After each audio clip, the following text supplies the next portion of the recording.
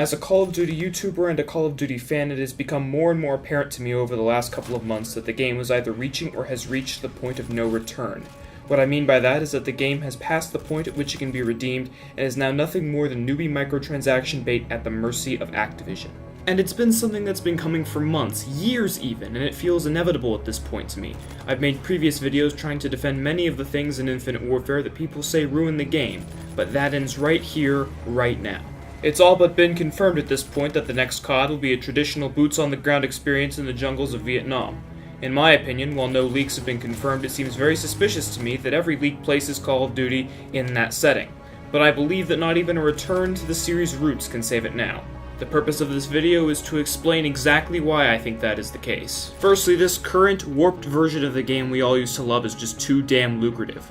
Like it or not, from now until the end of time, Call of Duty will have supply drops and pay-to-win incentives inside the game. It just makes Activision too much money to not continue to implement it. This is how Call of Duty is now. It just is. And if you don't think Sledgehammer, the studio that originally implemented the supply drops, will keep the gravy train rolling, then honestly you're delusional. And to be quite honest, I don't blame them. From a business perspective, it just makes too much sense. Yes, the vocal minority is speaking out against them, but the numbers show and their actions are clear that no matter how many YouTubers speak out against them, all little 13-year-old Timmy has to do is see one legendary drop in a T Martin supply drop video to forget about all the negativity and go hunting for his mother's credit card. Call of Duty is rated 17+, but the reality has been for the last decade that millions of kids under that age who are easily swayed by COD point giveaways and hype trains are the real sources of income here.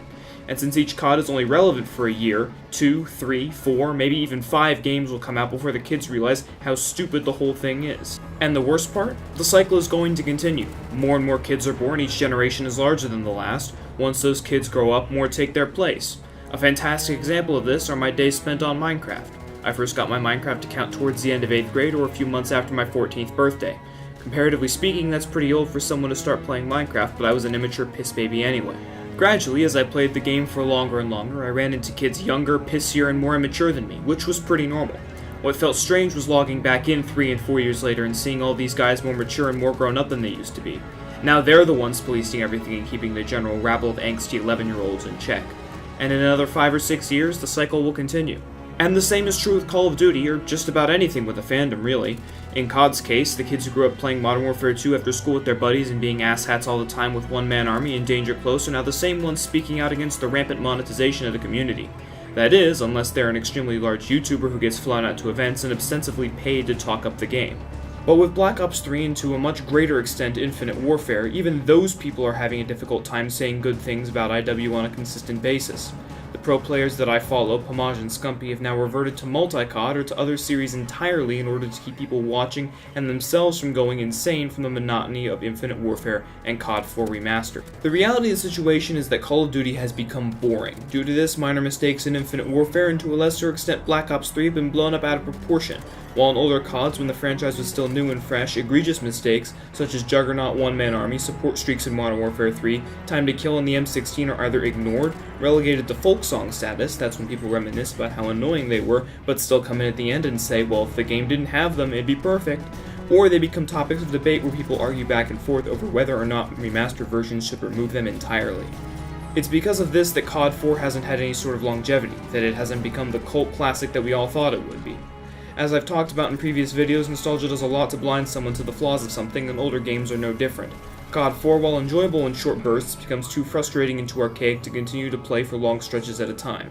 It is for this reason primarily that there will either be not a remastered version of Modern Warfare 2, or any other Call of Duty for that matter, or such remastered versions' player bases will die out quickly, thereby rendering them no longer lucrative, and thus ending remasters entirely. If anything, Activision and Raven will add any other remastered content into COD 4, with guns and such coming in supply drops and the maps becoming purchasable for a fat sum of cash. Such a model will simply take in too much nostalgia money to turn down, and as long as they continue to release it in short bursts, it will keep players paying long enough to keep the series on life support until those players eventually move on and the series itself dies. If you need evidence of this, some hackers recently released footage and code from inside the depths of Modern Warfare Remastered's programming detailing some new guns and new attachments that are going to be added to the game, things like heartbeat sensors and long barrels, all of which come from newer CODs or being completely original content. Map packs will soon come in the future as the desire for a Black Ops 2 or Modern Warfare 2 Remastered picks up steam as the upcoming game's announcement draws near. Links to the footage and such can be found in the description. And if the remastered versions fail, what is to become of the rest of the franchise? Many fans have been turned away from the series by the futuristic setting, but most say they'll return if the series goes back to its roots. Sure, they'll return, but for how long? This is the central reason behind why Call of Duty 2017 will not be the savior of the franchise. Instead, COD 2017 will be its dying breath, a final call to the old school fans to return to the game that will eventually die out underneath supply drops, weapon variants, and simple, stupid, skill gap crushing maps and playstyle. Call of Duty, despite all the fancy whizzing gadgets that they put on our soldiers, is still a camper's game.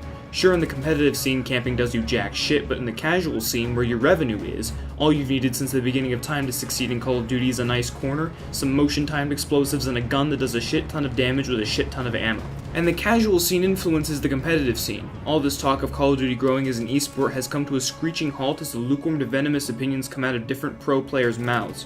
Players like Scumpy saying that the game bores him to play for longer than a couple of hours. And it shows on the field of play. Games of Search and Destroy are 5 seconds of running, 10 seconds of gunfights, and then maybe someone decides to plant a bomb. It's boring and annoying to watch, and the fandom and players have taken notice. And that pains me to say as someone whose biggest gaming aspiration is to be among the COD greats. To one day lift that COD Champs trophy for my own team. But the reality of the situation is that that dream has died hard along with the franchise itself. But Astro, you say, won't a return to the boots on the ground style return most of the skill and intrigue to the matches as well? And to that, I believe the answer is a resounding no. Once again, we must face the reality that Call of Duty in its current form is too lucrative and enticing to younger players to change. Yes, the setting may change to Vietnam, but as I've already explained with Modern Warfare Remastered, setting only gets you so far. And Call of Duty 2017 won't have the nostalgia going for it. It'll be a bold new setting, yes, but how long until the camping, minuscule time to kill, and millions of other tiny flaws in the game start to try your patience to the point at which you break and drive to GameStop in a rage, determined to get whatever pennies on the dollar you can so that GameStop can have one more copy to sell to 13-year-old Timmy just to have him join the game on Christmas and get absolutely destroyed by a small handful of players who have been on the game long enough to competently exploit the bullshit within. While the process certainly is cyclical, it is by no means endless. There will eventually be a last Call of Duty game. Whenever that is, I'm unsure. At the very least, I estimate that the series will end within the next 10 years. While that estimate is generous, it gives more than enough time for the cycle of purchase and frustration to eventually perpetuate itself into oblivion. Game scores will go down, hype trains will stop. What brand recognition the franchise has now will turn into a punchline. The concept simply does not have enough ability for fresh takes on the formula, and it simply does not have enough flexibility from Activision to consider breaking the mold and attempting something new and creative that will draw in more players, outside from adding jetpacks. So how is this solved? There is one solution and one solution only. Activision hires someone with an actual economics degree to explain the concept of spending money in order to make money, and that in the long run, quality beats quantity. In addition, the company needs to stop hiring people who put their full artistic effort into the series. A soundtrack as good as Infinite Warfare's does not deserve to be forever associated with one of the biggest commercial video game flops of the decade. To expand upon the latter point, games, much like other media, are art forms. But as my FMS professor explained to my class a couple weeks ago, there is an important dichotomy that needs to be explored with each work. Was that work created for artistic purposes, or was it created to make money? You can do both, but you can't do neither. Otherwise, the work would have no point.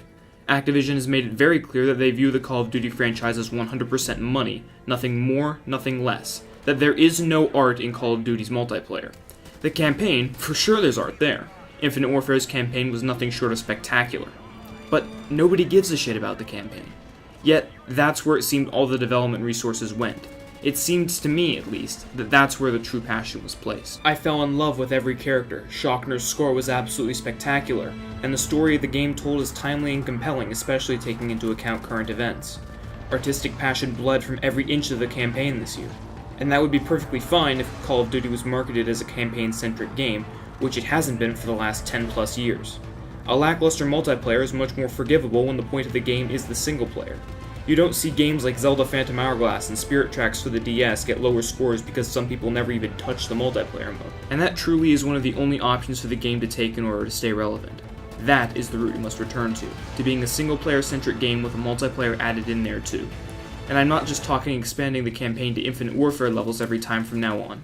I'm calling for a continued expansion until the single player has so much replay value and is so compelling that players will stand in line for hours just as they used to engage in a vast universe of complex characters, stirring narratives, and gripping gunplay. However, if we take that route, then either the multiplayer will need to remain basically unchanged from Infinite Warfare's standards, a game with so many frustrating glitches and bugs and annoyances despite 3 years of work on it, or it adopts the formula of one of the greatest ideas I've ever seen: Call of Duty Online. When I first heard of Call of Duty Online, my mind was nothing short of blown. A single game paid for by a monthly subscription that had all the favorite guns and all the favorite maps from the best that Call of Duty had to offer, that constantly gets patches, improvements, and changes as the Call of Duty in the West changes as well. Suffice it to say, I believe Call of Duty Online is absolutely brilliant and that it is the key to saving this franchise. With Call of Duty Online, no longer would developers have to worry about changing trends, developing a new game each year, or the press hullabaloo that would come with those things. Competitive players would have one game to consistently practice on, with 2 different arenas therein, one for the jetpack games and maps, the other for the boots-on-the-ground players.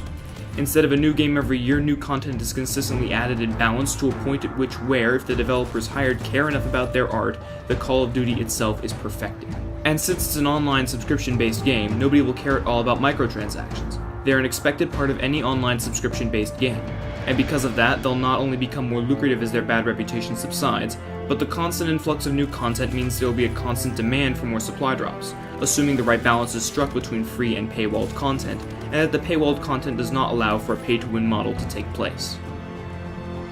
But once again, it is extremely important to remember the idea of spending money to make money. In addition, the old adage that time is money.